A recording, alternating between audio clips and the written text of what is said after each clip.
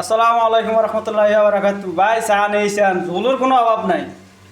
যিনি আঙু দেশি কেউ গাত ঝোল ছাড়া ভাত খাইতে পারে না। হইছেন লারা কি লারা মুত্রা কুম্বা আর জালি কুম্বা দিয়ে নিচ্ছে। তা আমরা দেখতে থাকি তরকারিগুলো কিরকম, আশা করি ভালো হইব। আমরা দেখতে থাকি ইনশাল্লাহ।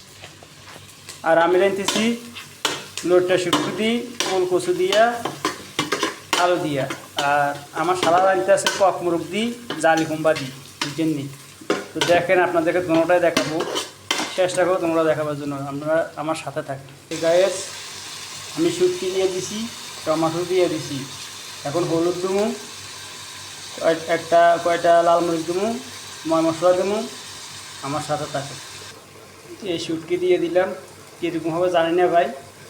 তো রাঁধছি ফার্স্ট রান দিয়ে আজকে, ঠিক আছে। এখন একটু জল দেবো, জল দিয়ে তরকারিগুলো দিয়ে দেবো। এই যে তরকারিগুলো দিয়ে দিতে আসি, এই ওল কচু আর হলো আলু।